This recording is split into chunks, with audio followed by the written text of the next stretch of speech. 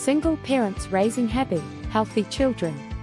Children do well when they have parenting that's nurturing, warm, sensitive, responsive, and flexible.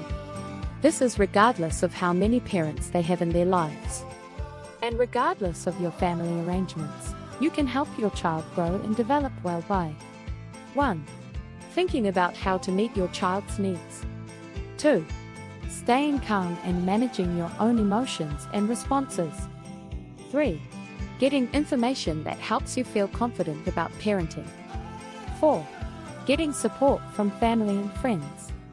If you're single parenting because of separation or divorce, it's important to make sure your child knows that both their parents still love them and that the separation isn't your child's fault. Building positive relationships with children as a single parent. A positive relationship with you will help your child feel secure and loved. This can help them cope with any changes in your family situation. A positive relationship will help you feel good too. Here are ways you can nurture your relationship with your child. Make the most of everyday moments. Quality time with your child can happen anytime and anywhere. You can talk while cooking or eating dinner together. You can play word games on the bus, have a sing-along in the car, or tell funny stories at bedtime. Show interest. You can do this in many ways. For example, 1. Talk about your child's favorite things, from sport to music to books to how things work. 2. Get your child to show you their favorite app or teach you to play their favorite game. 3. Try to get to school performances or sporting events. Give your child positive attention. Positive attention is responding to your child with warmth and interest. It can be as simple as smiling, laughing, or hugging your child as often as you can. You can also show your child that you're happy to see them first thing in the morning and when they come home from childcare, kindergarten, or school. Make one-on-one time. If you have more than one child, try to make some regular time alone with each child. It could be a book before bed with a younger child, or a quiet game with an older child when the younger ones are asleep. Praise is when you tell your child that you like what they're doing or how they're behaving. It's a great way to strengthen your relationship and help your child feel good about themselves. It can also encourage positive behavior. Encouraging positive behavior when you're a single parent. Clear rules, limits, and boundaries will encourage your child to behave in positive ways. This approach is good for other reasons too.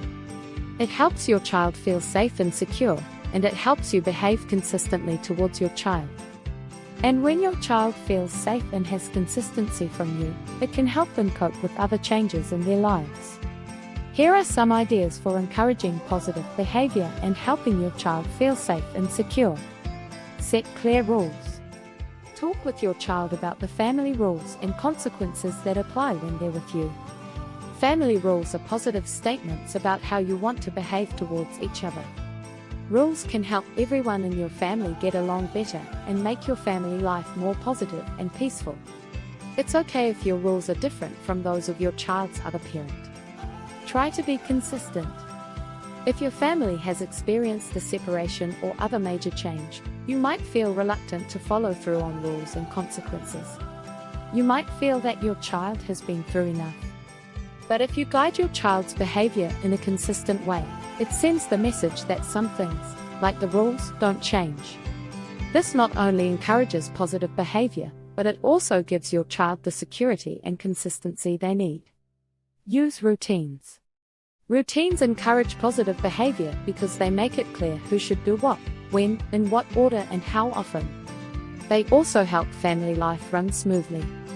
This can give you more time for doing enjoyable things with your child, which is good for your relationship and your child's well-being.